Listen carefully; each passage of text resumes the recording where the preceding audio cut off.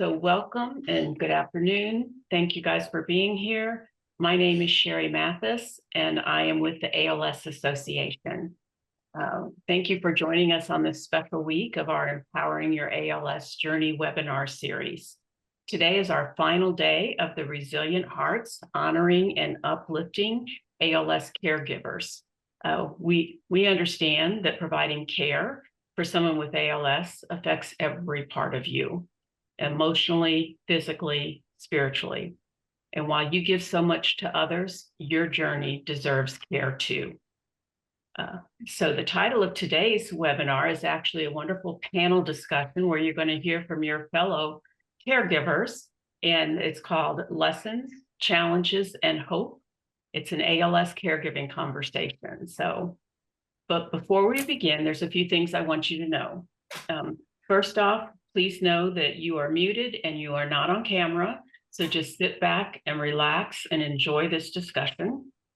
There will be time at the end of the webinar for questions. And so please use the chat feature or the question and answer to feed in any questions or comments as we're going through the discussion today. And the panelists will address those at the end of our session. And all the messages you submit will only be viewable by the panelists and myself. So don't worry about that. We do have a very short survey that we ask you to fill out at the end. Your input is really important to us for how we did today, as well as future ideas for these sessions. Lastly, this webinar is being recorded and it will be available on our Empowering ALS Journey webinar page at als.org/webinars. You will see the entire series up on that webinar page within a week. So if you missed any of these, you'll be able to see them there. So it's my pleasure to introduce you to today's presenter, which is our facilitator, Tanya Hitzman. And Tanya, throughout her 20-year career in community engagement, has been passionate about using her gifts on purpose, focusing on strategic health and well-being, impact, trauma, and resiliency, and building strong partnerships that drive mission-focused outcomes. Her background includes many years of working with families involved in child protective services, where she developed deep expertise in child abuse case management, behavioral health, advocacy, and trauma-informed care. That experience shaped Tanya's lifelong passion for helping children and families build resilience and find strength in the face of life's challenges. So today, Tanya brings that same compassion and purpose to her work with the ALS Association, where she supports families and caregivers walking through the ALS journey with dignity and hope. Outside of work, Tanya treasures time with her husband, Rod, their 14-year-old son, and their family in England, which includes her daughter, son-in-law, and a 9-month-old grandson. She also enjoys gardening, traveling, and is a lover of dogs, volunteering with a local Labrador rescue in her spare time. So I'm going to hand this over to Tanya now and let her introduce the panelists, and hopefully we'll still have a couple more join us here. And then I will hop back on to help with questions and answers afterwards. So please join me in welcoming Tanya and the panelists. Thank you, Sherry. I appreciate that. And I just want to again say thank you for being here as we recognize and honor National Family Caregivers Month. Today, we're taking a moment to honor you, each of you that are walking the journey, caring for somebody that you love and giving so much of yourselves each day. This conversation is for you. And together, we're going to talk through the reality of the ALS caregiving journey, the daily challenges, maintaining relationships, how you protect, or maybe you're not protecting your self-care. And we're going to be real honest about naming and having a little bit of conversation around burnout and compassion fatigue. This is a safe place, not just because you all are not on camera or on microphone, but it's a safe place for you to feel everything that's involved in the journey, right? There's anger, there's joy, there's sadness, there's disappointment, there's every single possible emotion. And this is a safe place to share that without judgment. So thank you for being here while we talk through the reality. And while we're waiting for our panelists, all of them to arrive, I'm going to just go ahead and take a moment and let the two that have joined us and are in from the waiting room share a little bit more about themselves before we get started. So we've got Orrin and Sue. So Orrin, do you want to start first? I will. Good morning. How's everyone? My name is Orrin Hamilton. I live in Humble, Texas, which is a little suburb outside of Houston. I'm 22 miles from uh, Dakin Ballpark, so I get to go see Astros pretty much. I'm a retired educator. My wife Patricia was diagnosed with ALS in 2014, March of 2014, which was just a shock to us. Like I said, just shock to the core, but we've been able to manipulate that and work through it. So for right now, but she's doing okay, slow progressing type. But other than that, we just like getting around and traveling. Excuse me, and going to ball games and such things as that. Thanks, Orrin. Mhm. Sue. Hi, I'm glad I'm here. I had a heck of a time signing on, but another story. Living with someone who has ALS should teach me not to get so impatient. My name is Sue Gerke. I live here in Milwaukee, Wisconsin. We've lived here 10 years, but my husband Tim was diagnosed in 2012 after probably 2 years of symptoms. And we all know you rule out everything and then you get handed the prize of ALS. His has been very slow progression. He's in a wheelchair. He doesn't walk very far. He's in a wheelchair, and his breathing is still pretty good. He has a feeding tube, but he doesn't need it yet. He's had that for 7 years, but he doesn't need it yet. So our activities around here they've become more limited as his disease progresses, and we all face that challenge, which is part of the joy of ALS, is try to figure out how to still interact with people given the circumstances of the person can't move, has to be careful about who they interact with, germs, wintertime, all that kind of stuff. So I'm looking forward to this panel discussion, and always open to learning new things and sharing what scar tissue I have. Thank you, Sue. And I see that Michael has joined us too. So we're going to give him a second to get logged on and introduce himself. Nothing like getting right on and say, hey, tell us about yourself. But you know what? I think the start of this, and I know I'm a glass half full kind of girl, but the start of this particular event really, can y'all hear me okay? Yes. Yes. Okay, I just had somebody message me and said that they could see my lips moving but couldn't hear me. So I wanted to make sure. Um, but the start of this, we've had tech issues and I'm having trouble getting in here. That is every day on the ALS journey, right? It's life, if we're being honest. If we're being honest, we just can't plan our day. We can't manage the universe.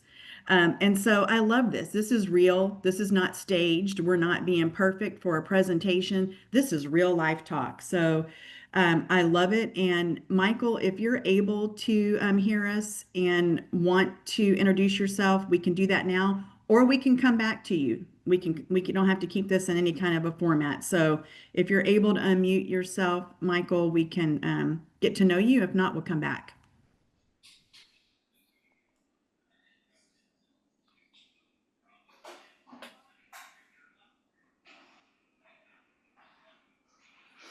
All right.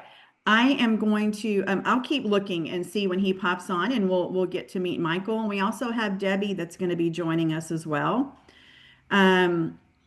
I'm going to, we're going to do like a speed round. All right. We have some questions to help, really prompts to help guide our conversation today. And I think I'm going to start with a big one to get the conversation going. And Oren, Michael, if you're able to hear us, and we still have Sue on here too. I'm making sure. All right. So, Oren, I'm going to start with you just because you're right next to me on this screen here. Okay, All right. Are you ready? I'm ready. This is almost like, no whammies, big money here. All Right. right. This is a speed round. So, taking just about a minute to Okay. get our conversation going. If a new caregiver, and there are some new caregivers watching right now or that will watch this, but if a new caregiver asked you, what do I need to know right now? How would you answer? Ooh, I would tell them to read as much about ALS as they possibly can, because ALS is tricky. It has a lot of different facets, and you don't know which one to grab hold to. And so I would say, first off, just read all you can, get all the information you can, ask questions to anyone that you can talk with about it. We were fortunate to have a ALS clinic that we went to after we got the diagnosis, and that helped, get some of our questions out of the way. But I think the main thing is to ask a lot of questions. Research the project. Fantastic. Yeah, a lot in that, but you're right. Ask questions. Don't be afraid to ask those Right. questions. All right, Sue, your 1 minute speed round. What would you tell Oh, somebody? well, Oren hit the nail on the head. Second thing is, I think treat yourself as well as your person with a lot of compassion.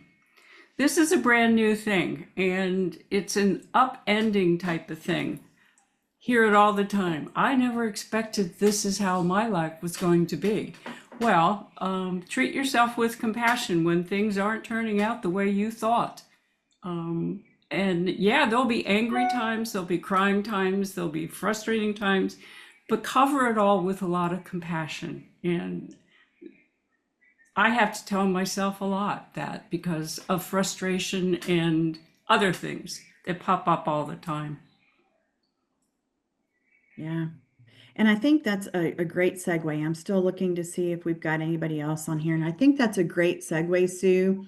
And I'm going to stick with you if you're okay with that Oh, and sure. segue into talking about some of the daily challenges and creative solutions. And so, to expand kind of what you were talking about just a second ago, what do you now know about managing daily routines? Or maybe you discovered an unexpected solution that's really saved you some time and stress and energy early on. So, Sorry, what can I'm what just can you share laughing. about that? Yeah, I'm just tell us about laughing it. because I haven't discovered it. Well, just to continue, because I hadn't expected this, I've had to be more compassionate to myself and to my husband, but he's a great one for solving puzzles.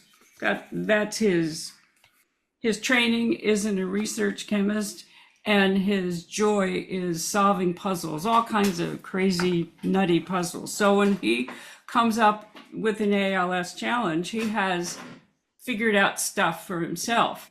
But the reality is, we knew somebody who had ALS, and it was a shock to me when Tim's diagnosis came through because I thought, oh, well, no, that was that other person. That's not our life. And the whole, I'm sure denial was a big part of it. And so over the, how many years? 11, 12, 13 years. I've just tried to get more open, as Oren said, to learning about things, not give in to the frustration as easily as I have been known to in the past, and be willing to go places that I didn't think I'd ever be able to. And I'm sorry if this embarrasses people, but to perform functions for my loved one that I never thought I'd have to. And I won't get into big details, but we all, if we're all in the caregiving role, we all know what I'm talking about. And that's all part of it. Yeah. And to kind of like, what's the expression? Put on my big girl panties, pull them up and get on with it, you know? Just, I love it, Sue. I yeah. love it. And we're going to come back that you said some things that I want to come back to as well when we have some more conversations. And I want to give Debbie a chance to introduce herself. And again, apologies for the difficulty in getting through, but Debbie, tell us just a little bit about yourself and where you are on the journey. And then I've got the speed round question for you to answer. Husband retired when he was 65. I'm 74, he's 73. We never thought, like you, Sue, and I'm sure you too, Orrin, that this would be our golden years. I mean, Right. this certainly is not our golden years. It's hard enough to age gracefully, and to try to age gracefully and have something like this happen has really knocked us down. My husband got diagnosed 3.5 years ago, but he probably already had it for 18 months. We just didn't know it, which is something that I would like to address with anyone that would listen, because once you get the diagnosis, you look back and you go, oh yeah, that's what it was. I mean, you get drop foot, Yeah. diagnosed, it just really took the wind out of our sails, because we had a whole plan of how we were going to be for the rest of our lives, all the things we were going to do. But as soon as he got diagnosed, you know, he had dropped foot and he had to have AFOs and he had to start using a walker and wearing a helmet. So we had to just kind of re-identify who we were and what we were going to do with the rest of our lives. And that's pretty much how it's been, you know. Every day is a new day. There's new challenges every day. And at the end of the day, I say to myself, okay, we got through that day, and then tomorrow we'll start again. Yes. And There's not let much me else ask you you. can do with this disease, you know? That's right. Let me ask you, and we're going to talk about a lot of what you mentioned further in the discussion. The speed round question that you didn't get to answer, and this is 1 minute. We're doing a speed round here. What if a new caregiver asked you right now, or asked you today, what do I need to know right now? What would you answer? You just got diagnosed. What would you need to know? It's a new caregiver asked you that question. Yeah. I would say empathy, safety, anticipation. Ooh. Good ones. Yes. Thank you. Yes. For sure. And this is open to either or any of the three of you, going back to the daily challenges and creative solutions and not knowing what each day is going to bring. And Sue kind of talked about, you know, learning to manage routines or unexpected solutions. But is there a gadget or a tool that you've discovered on your caregiving journey that you need to tell somebody else, you've got to have this? Yes. Yes. All right, Orrin, I see you laughing too. Did you want to Well, start? yeah, I don't have a tool, but we were starting to do some renovations at the house here to get ready. And at that particular time, I had a friend. He's moved away from here now, but he was whiz with wood. And so when her diagnosis came out and we got to talking about it, you know, she don't like the Yankees. You know, she's not a baseball player. Why, you know, why'd she get this? Well, he said, and he was thinking ahead. He says, "I'm going to make you some ramps because you're going to need ramps, you know, for your front door." And he made me a ramp for my garage and for my front door. And you know, other than that, you know, we were doing some renovations here in the house, and we had thought about just making our bath area a walk-in shower. So that's what we did. And all of that seemed to be, you know, thought above, you know, early on, but some of it just happened because we were just doing it, you know? So, and as far as a tool, nothing other than a wheelchair is the biggest tool that we have. It's a big tool to have, isn't it? Yeah, it's Big tool. Yeah. All right. She's still a little ambulatory. I make her walk short. I say I make her walk short distances. But if we go in, you know, to a ball game or something like that, I do wheel her to the chair because that's a long walk for her. Yeah. Yeah. You got to conserve and preserve energy, right? Prevent Yes, that's fatigue. correct. Yes. Prevent yes. fatigue for sure. Sue, I see you nodding your head too. Well, early on when we've been here 9 years, 10 years in this house, we had to have 5 months of renovation because come to learn that wheelchairs and doorways frequently aren't a good match, so they had to be widened. Um, so that Tim's wheelchair, initially the walker wheelchair, we also had to have all the carpeting taken out and put wooden flooring through the whole house, easier to manipulate his feet. You know, sliding on wood floors is easier than sliding on carpet. We had the bathroom completely disabled friendly done, walk-in shower. But the thing that I have used, and I know it's something that is not available, you can't just go onto Amazon, I guess, is a Hoyer lift. Because when Tim fell, he's 200 pounds. And there's no way I could pick him up. So we have used that Hoyer lift probably 6, 7 times, and it has saved me, my back, as well as me having to call the EMTs because I can get him up in the Hoyer and back into his chair, back into his lounge chair. But I'm just going to say too, this is like a little piece of information. Amazon has become my go-to shopping place. I just type in something, whatever it is, and up comes all this stuff that's available on Amazon. It's mind-boggling. All this medical equipment stuff that's Yes, available. and I want to do a plug, Sue, because we're going to talk about that too, as far as the journey and support and all of that stuff. So when you talk about tools and gadgets, I hear wheelchair, Yeah. ramps. I hear, and I've heard Sue talk about, um, renovations. Yeah. Chairs and doorways may not, be friends. And when you have a wheelchair in the house, you usually have some new, nice art on the walls from some Yes. crashes.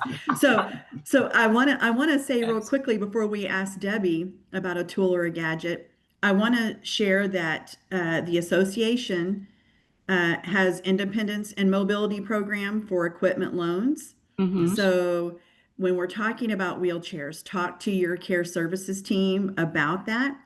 Talk to your clinic team about that. When we're talking about widening doorways, again, we've got a virtual home modification and safety assessment program where our team can virtually FaceTime, WhatsApp, whatever works for you, look at your house and say, you know what? Here's a recommendation for here. Here's some resources. Here's some links for that. So those things are really key. When we talk about tools and resources, there's ways in which we can help. And again, with the patient lift, the Hoyer lift, those are covered most often. I'm very hesitant, we all know, on the ALS journey to say always, but covered by insurance. And if not, talk to your care services team too about equipment loans for that as well. So those are some really, really good points. Debbie, what's one tool or gadget that has really saved you some time? Okay, let me just say that when you first get the diagnosis, you want to wrap your loved one in bubble wrap. You want to just protect them as much as you can because not only if they fall does it affect them, it's going to affect you. Mm-hmm. Yeah. So when we first got the diagnosis, I made a list of all the things we needed to do to make the house safe for him and eventually would be safe for me because I'm aging too. But when I turned around and looked at him after I made this list, it's kind of scary to think you can't get in the house ever again without a ramp. You need a shower chair, you need grab bars, you need a higher toilet. So some of those things that we put in place, we did them slowly. I'm not a big believer in doing something after you need it, but I didn't do everything immediately. But the first thing I did was I bought him this. It's a helmet. Oh. And as much as he didn't want it, I originally said, we're going to get you a real helmet, like like one of those helmets that you see it coming down the street. But I found this helmet and he's got 3 of them and it's plastic inside and it's got a coating on it and you can watch it. And he wears it every day, all day. It's just a part of who he is. It looks like a baseball cap. Nobody can say, oh, look at that guy, what he's got on his head. It's a helmet. It just looks just like a baseball cap. And if you look inside, I'll show you. This was the first thing that I bought, and we're in this for 3.5 years, and he wears it every day. And I've given them as gifts to ALS patients. This is what it looks like inside. Wow. I love It's that, Debbie. lightweight. It's lightweight. It breathes on the sides. He takes it in the shower with him and he washes it a couple times a week. And if I could recommend one thing, because I know you're going to have a wheelchair, I know you're going to have ramps, I know you're going to have grab bars. I don't think everybody knows about this. I've never No. seen one Absolutely. before. And I And I can love it. send you the link. They have them for women too. They come in all different colors. Yes, if you could, I did see in the chat, Debbie, somebody asked for the link. So if you don't mind putting that in there, we will definitely get that shared Where do I put it? in the chat. Okay. In the chat. And if you want to send it to me later, I'll make sure that it gets to everybody too. But That's see, what I'll do. this is the good stuff when we're talking about this is the one tool or the one gadget. We're talking about little things. We're talking about Amazon, and we're talking about some thousands of dollars items. Right. All of those are part of the ALS community and how we work together to make sure that you're not walking this journey alone.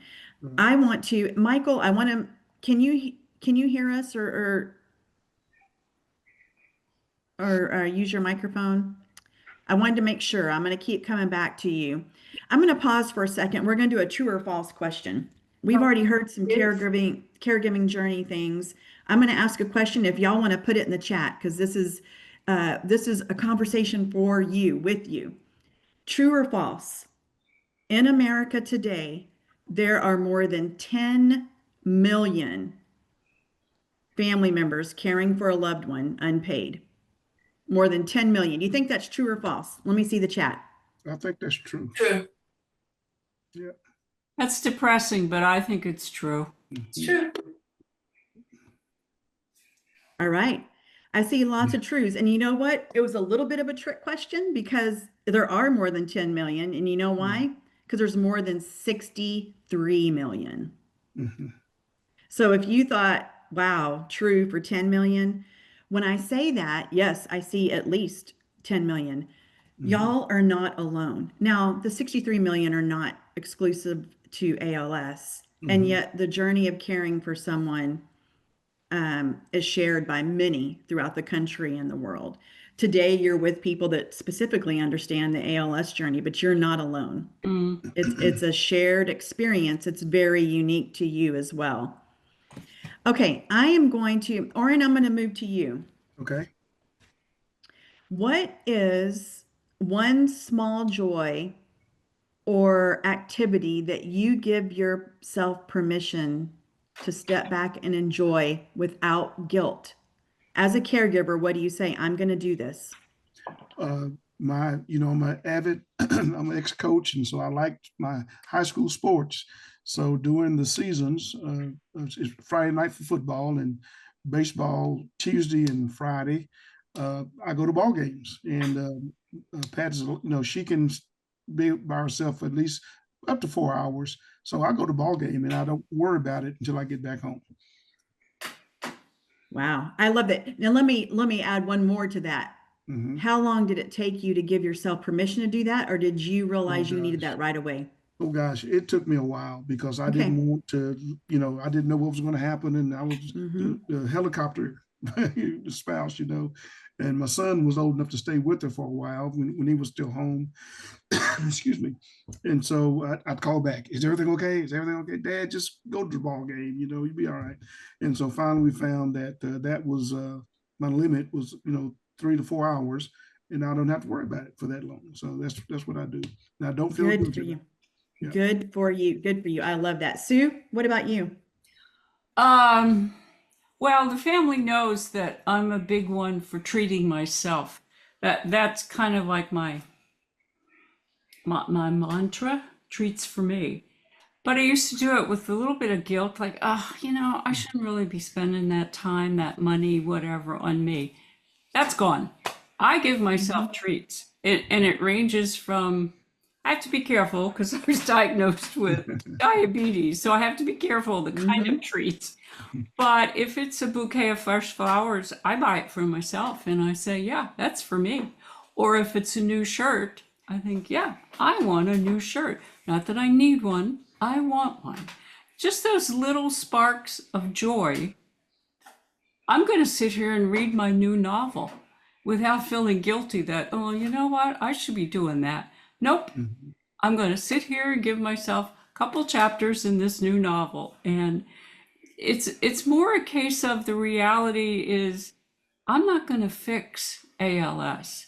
It's living with me for the rest of my life. Right. Tim was diagnosed, but I also was diagnosed. And so I have to figure out a way to live with it and not turn into a miserable person that nobody wants to be around because oh, this is so terrible. Well, it is pretty bad, but there are lots of worse things that could be happening to us. And so it's treats. I just range from the small to the, geez, really? You're going to spend $50 on that? Yes, I am. I love it, Sue. I love it. Yes, I am. Yes, Debbie, I am. what is your yes, I am? I'm going to do Well, this when for my me. husband was first diagnosed, it took a while for me to put into place how my day would run. I wasn't really sure how my day would run. I wasn't really sure Mhm. what I could get done in a day. But Mhm. I have come to realize that the most important thing for me is to have time to myself. Even if it's just for an hour, and I'm not very specific about what that time is. Mhm. I can spend an hour listening to a book and knitting. I can go to the grocery store by myself, always knowing that I have my phone in case he needs me, because it's a man that I'm dealing with that has ALS and not a woman. It's a little bit different. My husband, and I don't know how the rest of you women feel about this, but my husband was a very independent individual before this happened. Mhm. And he doesn't like all the hovering. And I don't like all the hovering. So I realized early on, I don't have ALS. And so I'm going to do things that people that don't have ALS do. Mhm. And that's, every day is something different. It's just, I can go for a long walk and listen to a book on tape. I can go sit in the backyard, talk to a girlfriend and vent to her. Mhm. Every day is different. Yeah. But I know that every day I need to have, even if I put the TV on in the background and unload the dishwasher, I can let my mind just go. Mhm. I'm not thinking Yes. about the next thing. I'm just in the moment thinking, I'm going to listen to my show in the background. I'm going to empty the dishwasher. Right. Because ALS is there no matter what. Right. It's going to be there after I empty the dishes. Yes. Yes, And yes. just to let your mind go. Sue, you said something, and I'm keeping track of all this as y'all are talking. So I'm like, oh, I want to come back to that. You mentioned scar tissue. Yeah. I am not afraid. I'm okay with sharing my scar tissue as a result of this journey. Let's talk about emotional intelligence, resilience, Mhm. and how has the caregiving journey shaped that for you positively and or negatively on your emotional resilience? Well, it has encouraged, pushed, forced me to do a pretty strong inventory about my strengths and my weaknesses. I just this afternoon, I'm glad you folks weren't listening to me because when I was trying to log in, I started yelling because I hate it when technology that's supposed to be, oh, this is great, it doesn't work for me. So I start going, "Ugh." Anyhow, I've learned that's a strength for me or that's a weakness. And the weaknesses, I have to forgive myself a lot quicker than I used to. Mhm. I was one of my harshest critics about if I had a failure or whatever. It was just like, oh, that's terrible. I shouldn't have done that. Well, now it's more like, nah, no big. Or, yeah, you shouldn't have done that, but move on. Mhm. I liked what Debbie said about you have to live one day at a time, I think. Just one day at a time. As a younger person, I would try to gobble up days, weeks and stuff. Oh, we're going to plan this and plan that.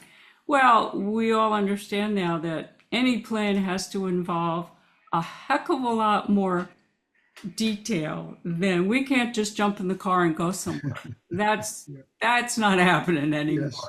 Yeah. Yes. So, That's right. I mean, as far as I seem to be mentioning personal things, but as far as jumping in the car, yeah, we have a van, but I have to factor in stops, bathroom issues, all those things that I personally, yeah, fine, I can hold it. The ALS person, not so much. So you have to find facilities, et cetera, et cetera. Mhm. So, yeah, it's a case of being honest with myself about, yeah, what I'm capable of doing and what I'm not. I'm no saint. I'm not going to suffer all this stuff and just be the meek little person and go, oh, well, you know. No, that's not me. But I'm also not going to turn into a whiny baby about it. This Right. is just so terrible.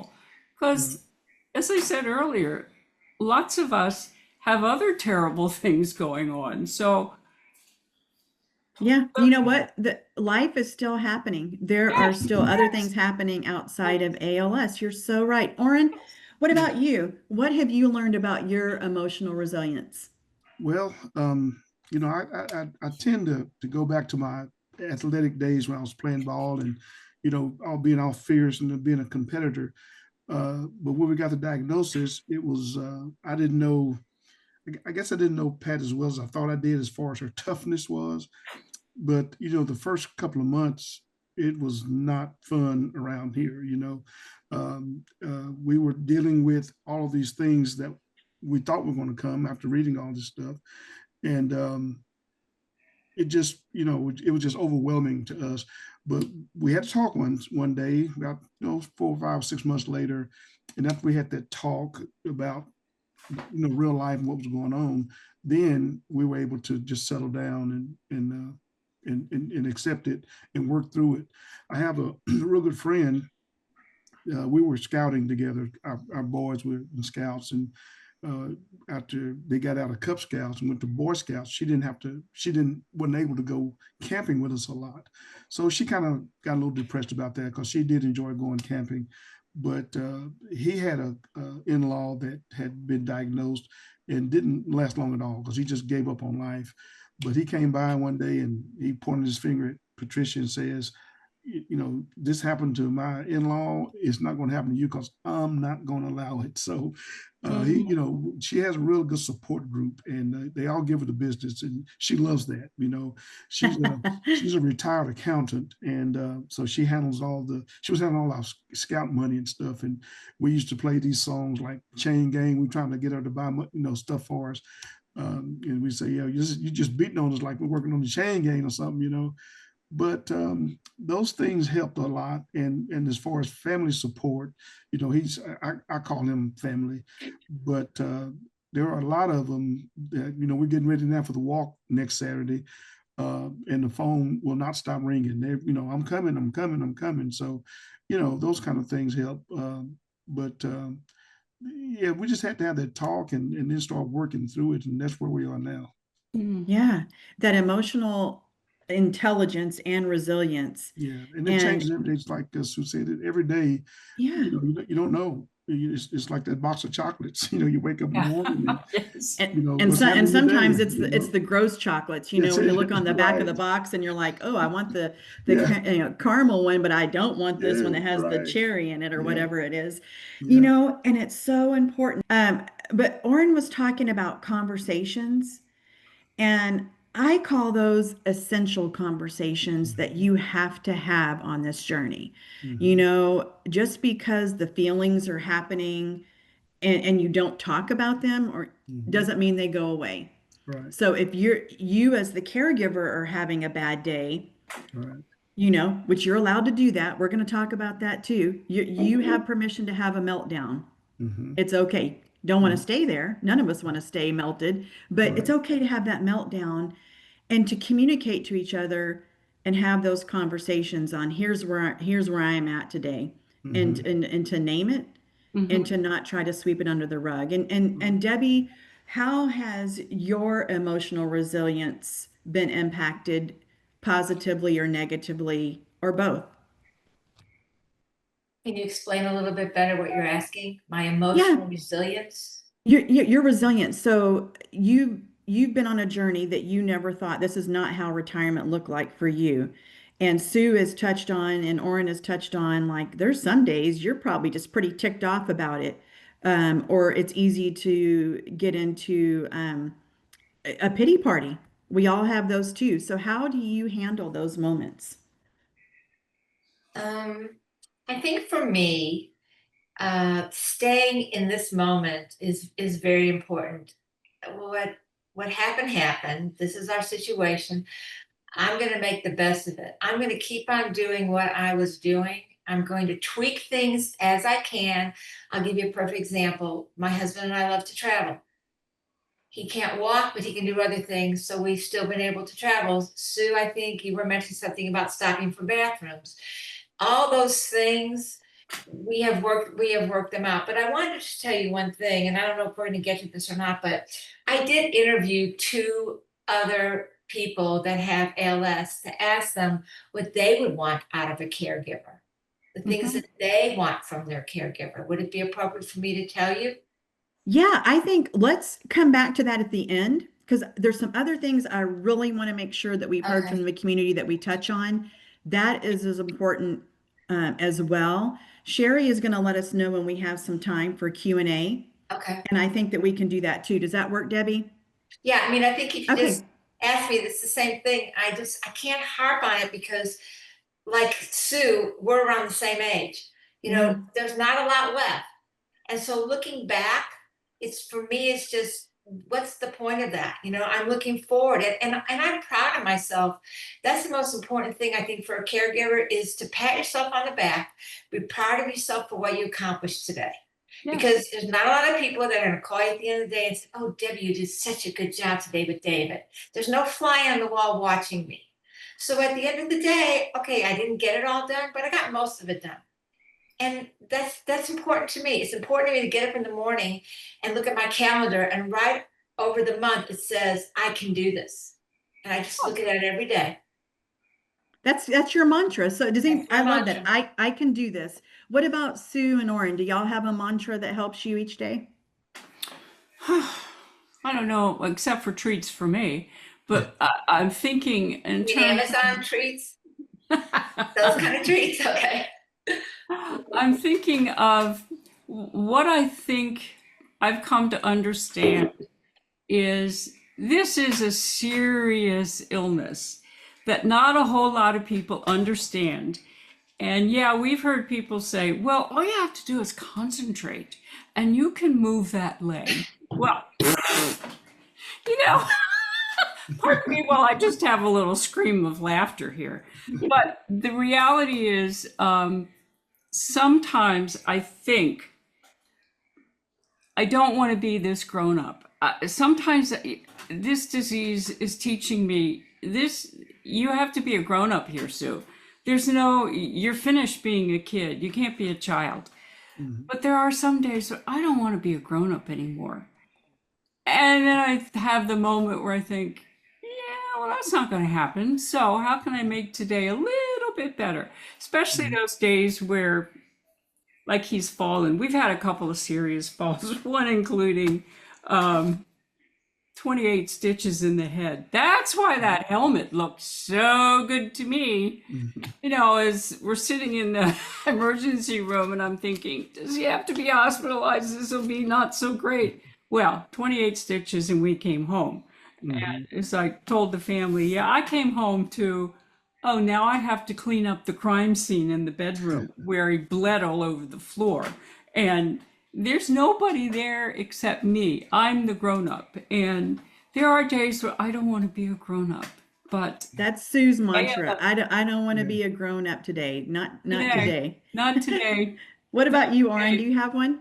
I just it's like I say, it's every day.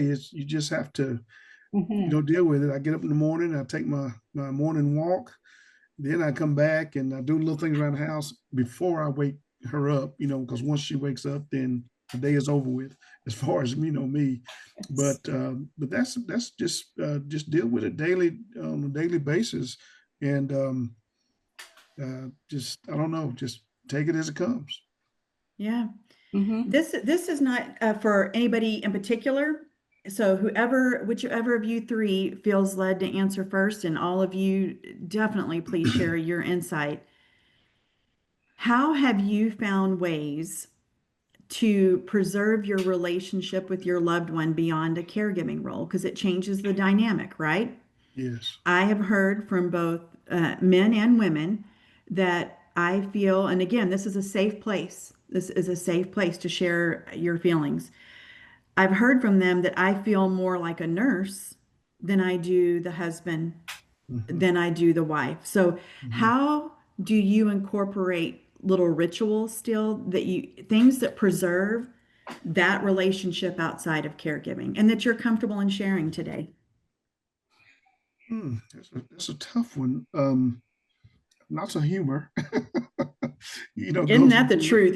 Yeah, You've got to laugh or you'll because cry. And sometimes you're yeah, doing both. because you're doing things like someone said earlier that you never thought that you would have to do. Yeah. My mother and my aunt had Alzheimer's and dementia, and we were mother brothers and sisters. We were taking care of them, like round table kind of deal. Mhm. Your month, your month, your month. And there were times when I had to help them, not go like, hold this towel up. I don't want to say all that, that kind of stuff. Mhm. But it's just one of those things that, and like I said, just humor, um, because it's got to happen. You got to do it, and so it's no two ways around it.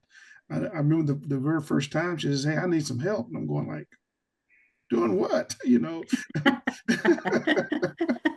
And but after that, it was I put my rubber gloves in here and my wipes and all this stuff. Yeah, you don't worry about that after a while. It's no big deal, you know. That's true, Oren.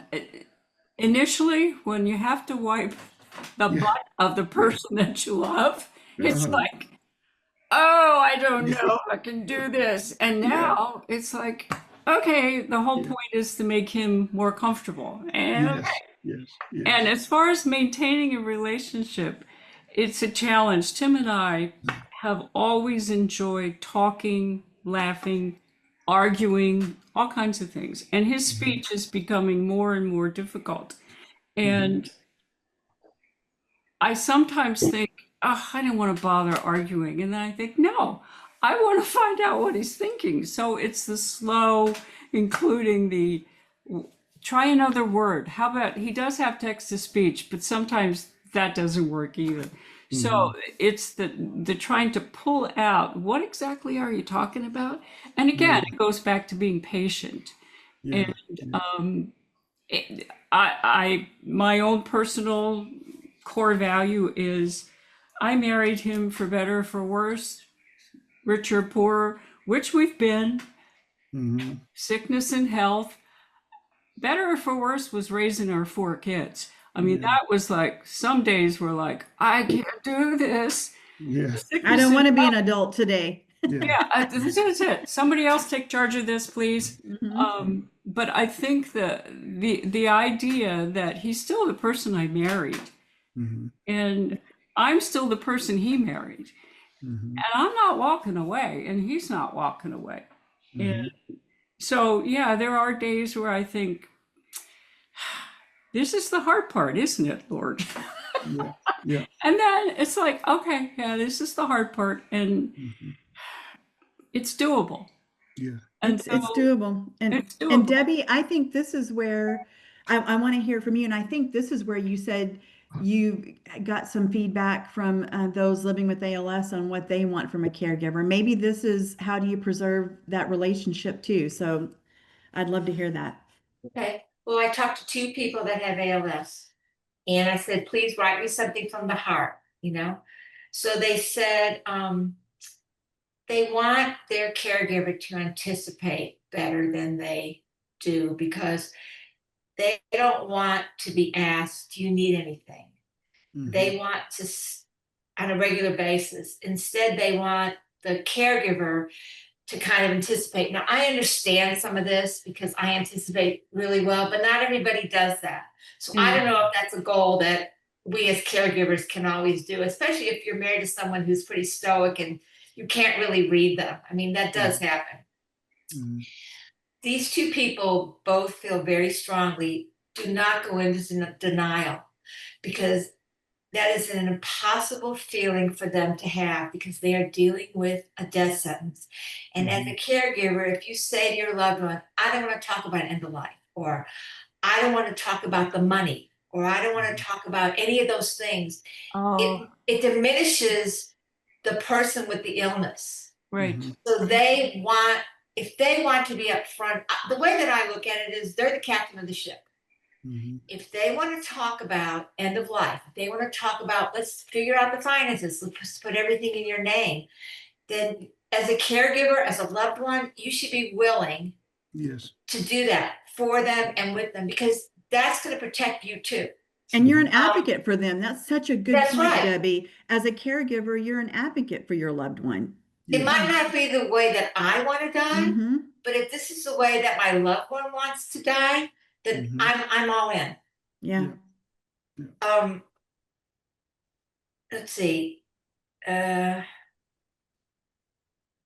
Address things as they happen. Something happens today, it's different from yesterday. I look at ALS as like a sinking ship. And every morning when you wake up, the ship has sunk a little bit more. You need to acknowledge that. If your loved one says to you, how's my speech today? Do not blow them off. How's my walking today? Do not blow them off. They want to know. They're asking. They really want to know. And they both said the same thing about being angry, that they both said they understand that because they're angry too. And it's okay to be angry. It's okay to show that anger. And that's pretty much about all they said. So how do you, and that's so powerful. A lot of nuggets in there, and how some of those you touched on too, on maintaining that relationship, right? Because you need to be able to have communication and talk about the hard stuff. How do you, Debbie, what are some of the rituals that you have or ways that you still preserve your marital relationship outside of a caregiving relationship? Well, we just still try to do the things that we loved to do before he got sick. We just try to still do them. I mean, if we want to binge on a TV show, we still binge on a TV show. If I have to go to the store, I say, don't watch it till I get back. Things like that. I mean, it's just the little things. It's nothing big. It's nothing like, oh my God, I can never achieve that with my husband again or my wife again because they have this disease. It's having things in place for when you need them. I think that's very important. I think having those things like banking your speech, have it so when you're ready for it, it's there. You don't have to get frustrated because you can't understand what your wife is saying. You've banked it. It's there. Start using it. When it's time for the big wheelchair, that big beast of a wheelchair, it's in the garage. It's ready to go. You've already gotten it. You don't have to have that argument with insurance. You don't have to go in and make an appointment to go in and get it. It's here. It's in the garage. You know how to use it. It's time to pull it out. It's here. Be proactive. And some of these things that my ALS friends are arguing about, to me, it's just going to make it worse. Yeah, be proactive. And that's such a key point too. And again, remember some of those, the resources that I shared early on. We've talked about several resources through the association today. So keeping in touch with your care services team, being proactive, trying to stay one step ahead, and just knowing you're not walking this alone. And I know in a few minutes, we're going to look at the questions and answers and take some of those from the chat. And I want to kind of wrap up the panel discussion that we had talked about with we started with a speed round. I'm going to end it with a little speed round question for y'all. And what is one lesson that caregiving has taught you that you'll carry with you the rest of your life? Like you didn't know caregiving could also bring blank. Growth. Growth. Because in listening to folks, I'm thinking, as a younger person, I had this idea that, any problem that came my way, I'll try to figure out a way through it. Sometimes it was ignoring it, which doesn't work to solve a problem. But ALS has taught me yes, I said earlier, I also have ALS, but not in the same way Tim does. Tim is the driver of his own life in ALS. I'm the driver of my life as the caregiver. So, and then the two of us have to cooperate to make that function in this marriage, this caregiving relationship. And I think I have to understand, and this is where I've grown, he decides what he'll do with his own ALS. In other words, he said 7 years ago, okay, let's go ahead and do the feeding tube. I have spoken to people who they said, no, I'm not doing a feeding tube. I'm not doing a BiPAP. I'm just not. I'm not even doing a wheelchair. And part of my brain thinks, I know they have the ALS, but that would make their lives a little bit better, wouldn't it? And why wouldn't they choose that? But I don't want to be the person who says, you will do this because otherwise I will not, all that kind of conversation. That's a growth for me. And I think all this, and I call it suffering too. The suffering of ALS can either suck the life out of me or it can help me grow as a human being. And Wow, that's my that's powerful. choice. That's powerful. Growth, a lot of growth. A lot of growth. Mhm. Aaron, what about you? I just think being prepared for whatever, you don't know, but just being prepared and ready to deal with this with stuff. Don't stop going to ball games. Don't stop walking down the street. Don't stop doing those things, but be ready when there's an accident, she falls or something like that, and you say, here we go again with this. But I just think preparation, and you can't prepare for everything, but just be ready for it. You know what I'm saying? Yeah. And Michael, I see your face. Can you hear us okay? Wow, I've heard Oh, everything. It's Hey, been Mike. fantastic. It has been a struggle over here, I must admit. Oh goodness, I hate that, but you know what? If you don't mind, because I'm so stinking excited that you were able to join us before it was Yeah, over, yeah, I had a thought that I wrote down that I wanted to talk to you about specifically, just because in our conversations, I know you were passionate about it. yeah. And so if you, are you okay, or do you need a moment to breathe since you've been fighting to No, get into this? I'm in the moment. All right. We touched on maintaining relationships, and preserving connection with your loved one outside of caregiving, and certainly want to hear your thoughts on that too. And I also want you to share your thoughts and experiences on involving family and friends in caregiving Yeah, while yeah. also protecting your boundaries. So if you don't mind, I'd love to hear your thoughts on that. That sounds great. I just want to briefly, I just give you like 30 seconds of my story, and then Yes, I'll please dive right do. into it. Yeah. And I should have done that. So yes, please do No, that. yeah. So my name's Michael Aronoff. I'm in Austin, Texas. Jeannie is my wife, affected by ALS. Diagnosed, she has a bulbar form. So first symptom in spring of 2022. My tongue feels thick. Diagnosed in the early fall. And with the bulbar onset, she's much further along the process than some of the other panelists, spouse that are involved. She is completely wheelchair dependent. All communication is via eye gaze equipment, which is fantastic.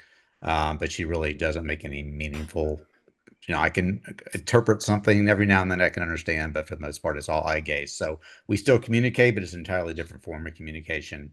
Um, and I've been her primary caregiver, only caregiver until about January of about a year and a half ago, and I was able to elicit some help, which has been incredible. And I have a nice team of people around me, so I feel very fortunate. Um, remind me, the first. Tell me the main question. You want me to start with Yeah, first? no, this was great. Thank you. And I'm also I want to give you time to, since you were able to hear anything, Mhm. add anything that you were thinking about as we were having other discussions. But how have you, or maybe you've not, involved family and friends in caregiving while protecting your boundaries? Great question. So I have a daughter who's 16, almost 17, obviously still living with us, and I have a son also in Austin, has his own place, though he moved back here specifically to help out for about a year and a half and just got his own place in March. and an older son who is in Bozeman, Montana. So I have two local kids who really want to help. I would say my 24-year-old is, certainly much more mature in the process. And he has been an incredible help doing things for his mother. I know he never thought he would do, or things he might see that you don't want to see as a 24-year-old son. But he's been fantastic. I can rely on him on a lot of things. My daughter's, it's a little tougher. She's, 16-year-old girl losing her mom, all the things that come with being a teenager. And though I think she's doing well for what she's been given and at the age that she's at, but she's, incorporating her is very different. I can't just plug and play her and have her be involved the way my older son is. Much more deliberate in how she is involved, because it just triggers so many things that she's trying to process. And so I've got to be respectful of that. And I would say it's been a little bit of a challenge, because I've got a 16-year-old daughter who's trying to distance herself from her mom and bearing me, but at the same time understands how time is limited. So you can imagine the guilt that comes along with that, and it's just a vicious cycle. So trying to manage that, and then for my wife, who's like, she knows her time is limited, and she wants to be able to impart whatever, all the wisdom that she has to my daughter. It's tough because you're balancing different needs. And I'm also thinking about, you know, in the not too distant future, given how Jeannie's disease has progressed, Jeannie's my wife, um, it's, I'm going to have at this point, a much longer relationship with my daughter than I am going to have with my wife. And that creates guilt for me, trying to balance between the two of them. So, like you said, Tanya, very open and honest discussion, but these are the types of things that come up and that I have to deal with and that I manage. I use, friends, I use family, I use professional help with myself to help me through all this. And it's all part of the team. There's a team for Jeannie. There's also a team for me and for my children. And incorporating all that has been essential in trying to manage this process. And then, I let them, to come back directly to your question, I let them guide me. Like my son wanted to do an ALS race. So he did a marathon race in Chicago and got on team ALS. And that was his way of contributing at the moment. He lived with us and had helped out immensely. Now it's more like once or twice a week we see him, which is perfect. He's able to help. He's also able to live his life. He was definitely kind of treading water for a little while there as he helped. And both my wife and I were like, hey, you've done your duty. You're going to look on back this and you're going to be extremely proud, but it's time for you to go do you. And for my daughter, it's, she's, junior year in high school, very, very busy, as we all remember, a lot going on, stressors of her own. I think she's managing those things well. And then, I pull her in when I can, and she'll volunteer when she can. But it's entirely different world for a 16-year-old and a 24-year-old. So I hope Yeah. I answered your question there. No, definitely. And you talked a lot about boundaries for Yeah. yourself Yeah. and helping your kids, no matter Hmm. how old they are. I know I have a 33-year-old, helping them set boundaries, like you need to live your life as well. Hmm. And Hmm. it's Hmm. having those conversations. And even with that, there's guilt. And that really takes your self-care, I should say, takes a hit. Hmm. So Hmm. what do you do for your self-care? Yeah. Oren talked about going to ball games, but what is Yeah. something you Yeah. let Yeah. yourself do that's just for you? I exercise has always been a part of my life. It's my decompression. It's my time to think. My daughter always says, "How do you not run without AirPods?" I'm like, I want to listen to myself. I don't want to listen to music. I kind of want to. I work through things. Um, yeah, so I would say for me, running is one of the things I do, and Mm, I make that a usual part of my week. I on a a little more selfish side, but also again that's healthy for me. I put something on the calendar where I'm getting away. I have either caregivers that are set up. I have friends or family who want to come in and who want to help. And, obviously I got to choose people that can heavy lift, because at this point, Mhm. that's part of Jeannie's illness. And I will get out of town. I will, friends will invite me, and I don't say no. I mean, and Jeannie's like, leave, get out of here. I have her full support to do that. And having those people in place here allows me to do that. And I feel comfortable doing it. I've had to modify things a little bit. I have for 20, 30 years, I've gone camping and up in Minnesota, up in Canada, and it's really an off the grid type of thing. I had to modify that a bit. I'm not comfortable being off the grid for a week like I Right, used to, right. like I could. But modified it, made it work. Again, had the people in place, but was, available. That's what made it happen for me. I could still reach out, I could check in, and every time I check in, they're like, stop it. You just go be out there, enjoy yourself. I'm like, well, I can enjoy, I understand what you're saying, but this is what allows me to do it and still feel comfortable doing it. So, I would say, yeah, I still put those things on the calendar, whether it's that or I might go skiing for a few days or something, just something that's for me. You have to be intentional. You have to make the space Extremely. for it. Yeah. Yeah. Extremely. There's not, we used to do a lot of things, together that were not intentional, but this is not, you've got to be very intentional with Yeah. this. Can I just say one thing? I have a question for Michael. Yeah. The other day, you said something that really stuck with me when you were talking about people coming to visit, and I think it was one of the relatives, maybe your mother or her mother, and you read the room and you said something about this just puts it in perspective how sick my wife is or what my Mm. wife needs. Can you repeat that again? Because that really stuck with me. Tell me if I'm getting the right spot, but I think it was as people would come visit, and oftentimes when you're the person as a caregiver, you're a little bit of the frog in the boiling water. You don't realize it, and it isn't until people come visit, friends or family, and they kind of hold up the mirror and you can see their faces, you can see their reactions, where Yeah. you're like, oh wow. I mean, they haven't seen her in 2 months or 3 months. Yeah. This looks very different to them. Yeah. So it's those moments, where I'm happy that they're here, but at the same time, they can be a vivid reminder of her progression or how sick she is, and which I may not on a daily basis really kind of pick up on. I don't know if that's you're referring to, Debbie, or not, but that's what Mhm. struck me when you said that. Thank you. That's exactly what I wanted you to say. Yeah. Yes, I remember that, Debbie. I'm glad that you brought that up. I know we Sherry, I didn't know if you wanted to add anything. We've got, I think, a few questions, don't we? Yes, actually, I hate to interrupt this discussion. I'm so glad we planned an hour and a half for this, but we do have several questions. So thank you guys so much. This has been very powerful. We've gotten lots of great feedback and comments.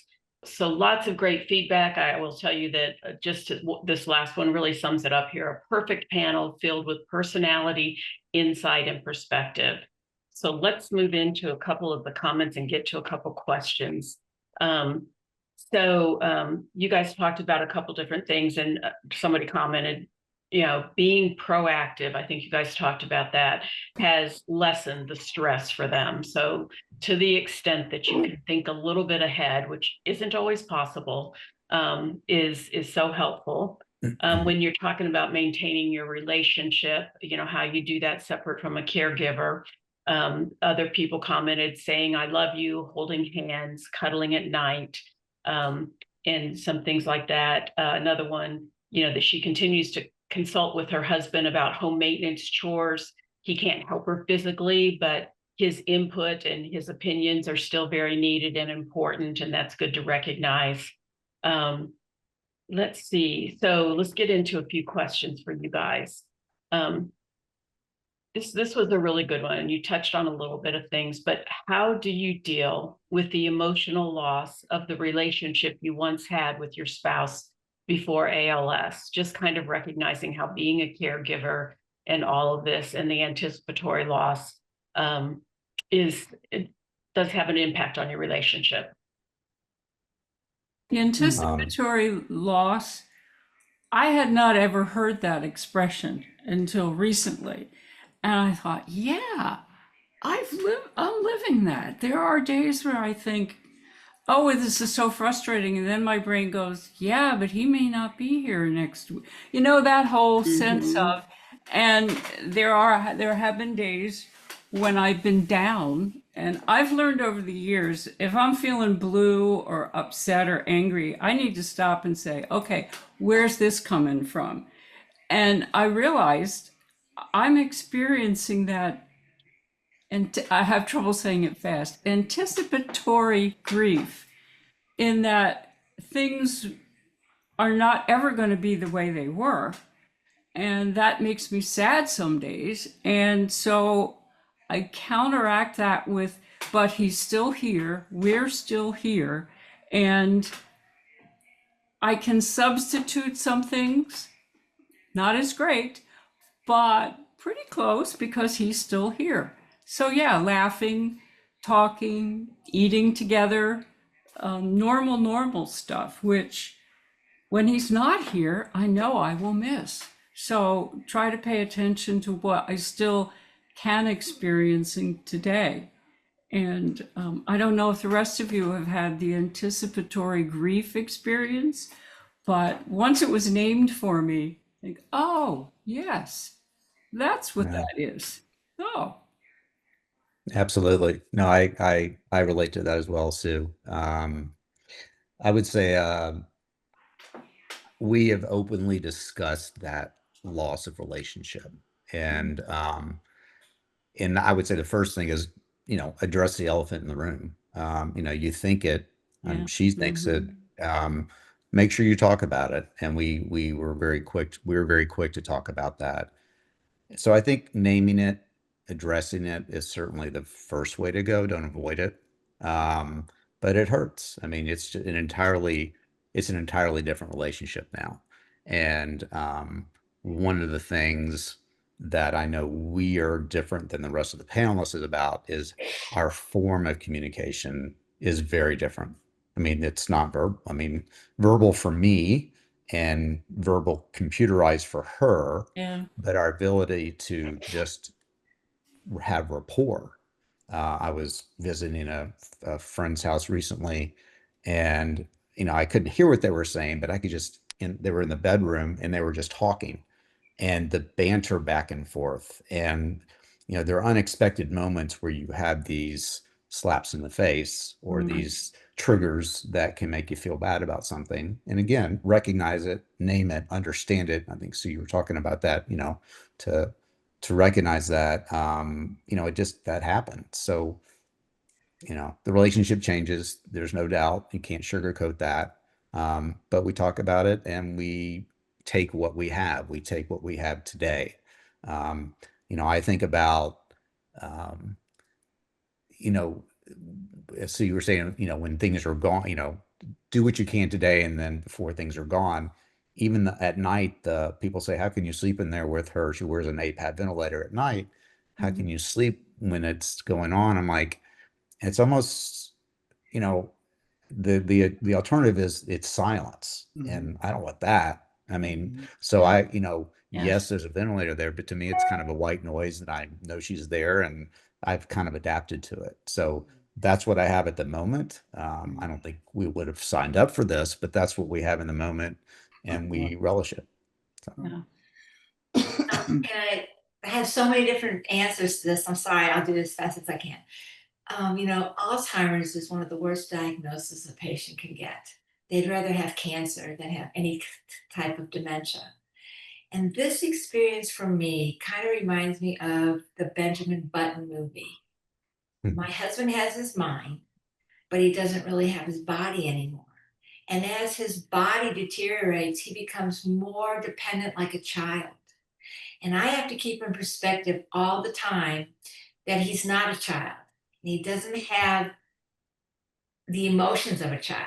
And I have to be very careful. I do it sometimes, but I should never talk down to him. I have to keep it in perspective. This is a grown man. And no, he cannot unscrew that cap as easily as he used to, but he still has his mind. And it's difficult sometimes because I want to step in and I want to help and I want to do those things. I don't give him the time to do them because I was so used to him. He did it so quickly, you know. He would go out and clean the pool, for example. And now he goes out there and he cleans the pool and takes him an hour. But I'd rather him be out there for an hour than not have him out there at all. Yeah. So it's a juggling every day. It's like I'm juggling it. I'm very nurturing. I'm very mothering. I already raised 2 children. I have 4 grandchildren, and I sometimes think to myself, don't do that to him, because in a way it's kind of degrading because he's an adult. Yeah. Yes. I've got a couple more questions. I want to cover 2 things real quick, and we may run a few minutes over, and hope that some of you can stick with us or pick up the recording later. I don't want to cut off a few more of these questions. But 2 things I really want, maybe Tanya, you can help address this first one a little bit too. You talked about connecting to your care service team, and we had one person put in there, how do I do that? I don't even know what that is. Oh, goodness. I We just- need to, oh. we need, yes, Yeah. we need, thank you, Sherry. Okay. We need to talk about that. So we have, on our ALS Association team, care services team members. You may have heard them called coordinators, managers, navigators. Any of those are great, and they're all exactly right on. They're a member of our care services team. So if you don't know who that is, feel free to reach out to me and I will get you connected to the team member that is likely attending a clinic that you are as a liaison. They, regardless of that, and that's where you would see them at your quarterly clinic, but regardless of that, they're available to you by email, phone, or text to walk alongside you on that journey. And again, be proactive and share resources. Did you know about our virtual home modification and safety assessment program? Do you know about my ALS journey?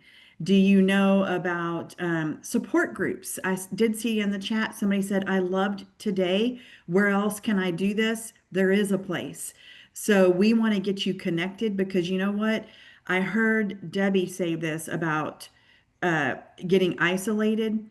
Do not get on isolation island. If you join today, you want to connect with others, and this is the place to do it. So reach out to me if you don't know who to contact with the ALS Association. Our group has Lovely. been, Thank you, Tanya, for covering both of those, the support groups. And Yeah. I'll add Tanya's email here in a minute when you guys are covering another question, but also feel free to reach out to me if you need any help getting connected to your care service team or to a support group. So here's another question for the group. This person says, my husband was diagnosed in April. He's already in a wheelchair. He wants to give up on life. He doesn't want to go outside or to a local restaurant that doesn't have wheelchair access. Any suggestions on what I can or should be saying or doing to help? I didn't have that issue with Patricia. We just never stopped going places. Now there are some places that we don't go because we know it's going to be difficult to get in or get out or whatever like that. But I didn't have that issue, so it's kind of hard for me to answer. We just go. Hey, let's go get lunch, and we'll go. And like I said, if it's a short distance, she'll walk in. But if it's a pretty good walk, then we'll use the wheelchair. But she I would use- she enjoys still going out. I think there's a huge stigma with being in a wheelchair, regardless of what disease you've been diagnosed with. And I don't think that it has to do with going out to a restaurant. I know that nobody wants to be stared at, and I know that that's very uncomfortable for people. And I've learned more about that in these last 3.5 years than I ever thought about in my whole life. Yeah. So the way that we did it was, and the only advice I can give you is, I would start slowly. I would start with a quick walk around the block. You want to pimp out his or her wheelchair, you should do that. Take the dog with you. Start with visiting neighbors, because I can tell you from experience, when we go to the dog park and my husband's with me and he's in a scooter, we don't get people talking to us as much as we do when I go to the dog park by myself with the dog. I agree. That's just, people don't know what to say to you. They don't know how to respond to you, so they just ignore you. And that's tough for the person that's in a wheelchair. I was going to add is, again, it's about intentionality is number one, understand the place that you're going to and what the setup is. I mean, is there somewhere where you can be a little more by yourself, even though you're out, or as opposed to inside of a, very kind of crowded area? And then also, if there are people you can choose to go with you that he is comfortable with, so surround yourself to make him more comfortable. Start with a place of security, and then hopefully from there can branch out to things that maybe it's just the two of you. I'm just going to fall back on my core value is, yeah, ALS is a visible sign of some disability, but there are folks walking around that look hale and hearty that have internal disabilities. So I would ask the person who's in the wheelchair who wants to give up on life, let's talk about that. Where's that coming from? Because I haven't given up on you. I love you. Yeah, you have a disability now, but you're the person that I love and want to be with. Get the conversation going, maybe help the person become more aware that disabilities doesn't mean the end of being alive. And part of, I think, and personal opinion again, this culture that we live in here in 21st century America still idolizes independence. And the reality is, none of us is independent. We all need each other. This is evident to me listening to all these voices today. We need each other to be able to get through whatever challenge we've got. What I would like to focus on is our interdependence. How can I help you? How can you help me? And this person who wants to give up on life, I would just say to the caregiver, first of all, don't let him, don't be silent in the face of, I'm just going to give up. Because in a sense, that's giving up on us. And at least in my relationship with Tim, I'm not going to give up on us. Yeah, this ALS is a killer, but I'm not giving up. And try to figure out a way to push through that.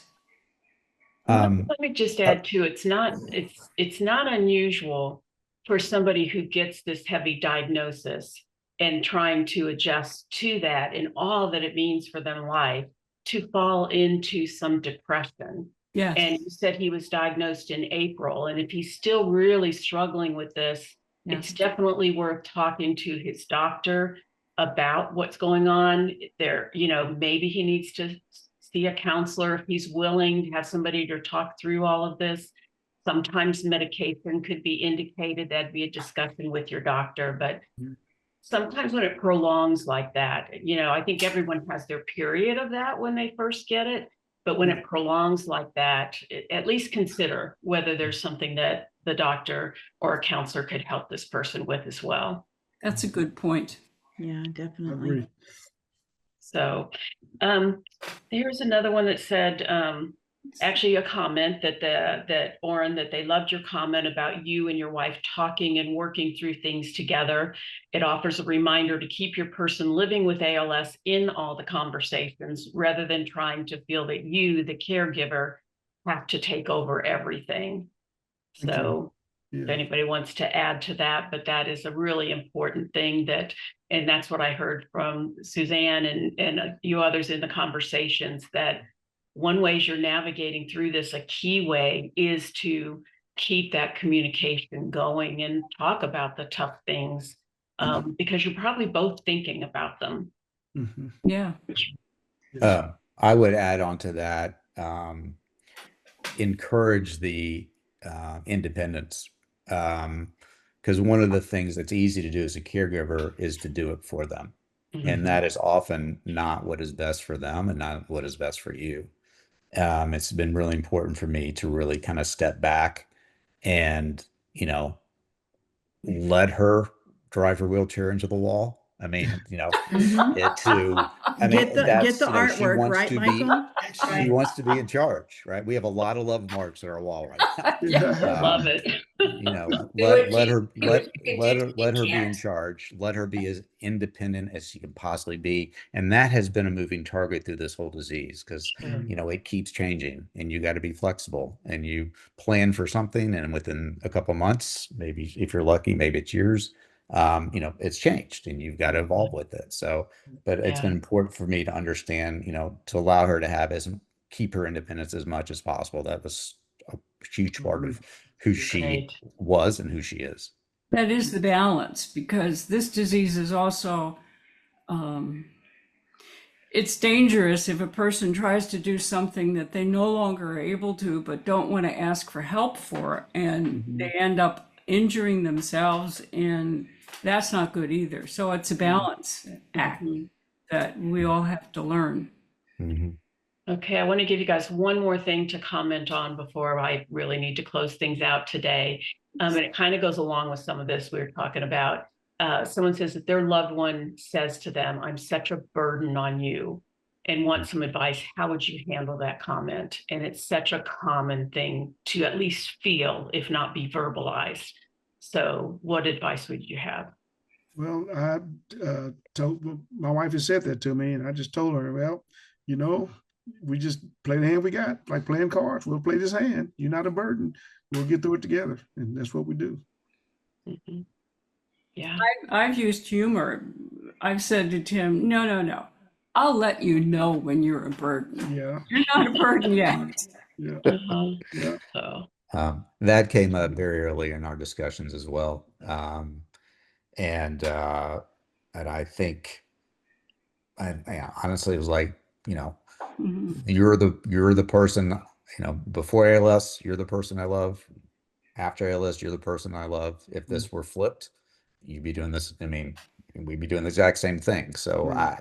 yeah, it's we've been given a huge challenge, but it doesn't change how we feel about each other and how I'm going to take care of you. Yeah. I'm on a whole different page than all of you because I did talk to these two people that have ALS, and they were very specific with me about honesty. And if my husband says to me, I'm a burden, I say to him, yes, you are a burden, but we're going to tweak that. And today I'm going to do this and this, and you won't be as much of a burden on me as you think you are. But I would never tell him that he's not a burden because we both know this is not what we signed up for. Yes, you got married and you took that oath and everything, but no one ever thinks you're going to have ALS. Mhm. It just isn't. It isn't in the cards. So yes, he is a burden, but every day I just try to tweak it to make him less of a burden. Right. Mm-hmm. That's it. Because I have to parrot what he says. yeah. If I don't parrot what he says, then I'm discounting him. If I don't let him do the things he wants to do because he's bumping into the walls in his wheelchair, then I'm making him feel more infirm than he already is. Mhm. Yeah. Yeah. That wouldn't work for me. And I think it just shows, I mean, each of us, our diseases are different, our That's relationships right. are different. And You gotta, everybody you does gotta it find what differently. works for you. That's Right. right. Yeah.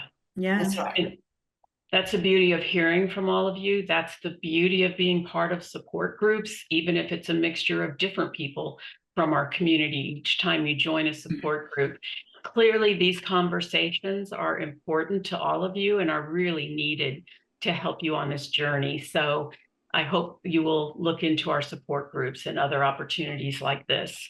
So unfortunately, we are out of time. We really need to move on. So I want to thank Tanya for facilitating this wonderful discussion, all of you for being part of it. And Michael, I apologize to all of you and those watching for our tech difficulties today. We've learned a few things, but thanks for being flexible with us.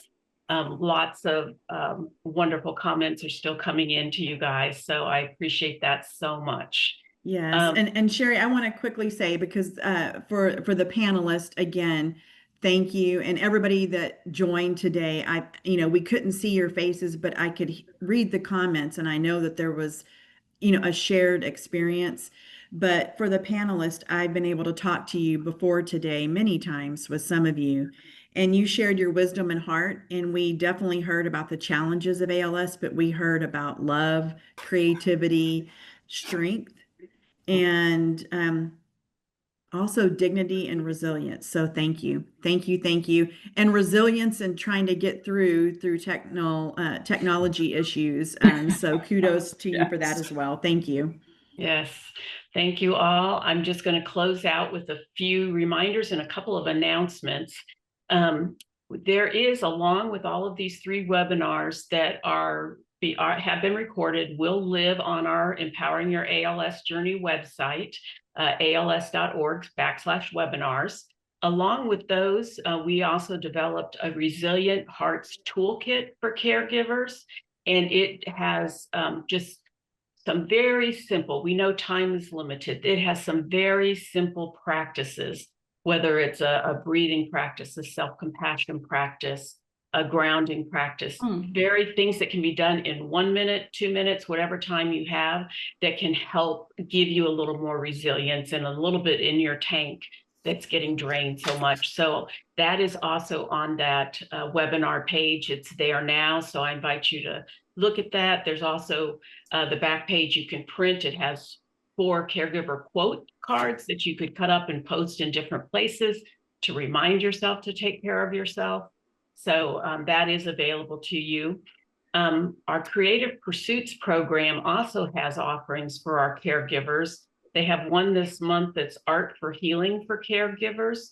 That's a wonderful opportunity to spend a couple hours being led through expressing your emotions through some abstract art.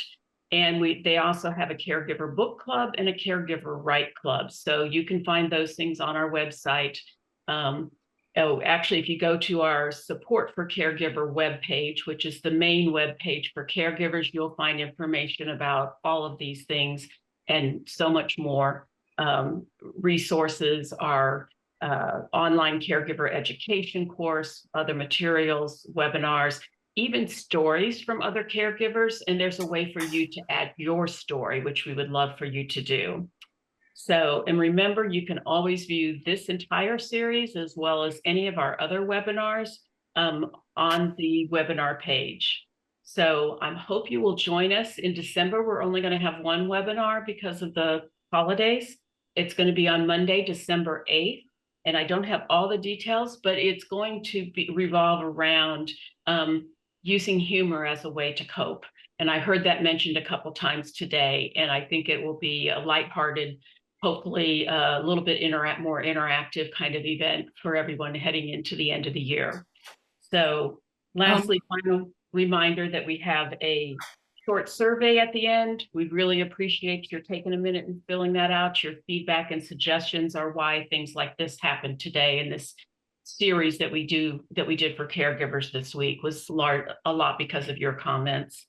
So thank you again to everyone who was in attendance today, to our panelists, to Tanya for facilitating. We appreciate this all so much. And thank you guys for being here, and have a good afternoon. Thank you, everyone. Have a great afternoon. Thank you. Bye-bye. Thank Bye you. now. Bye-bye.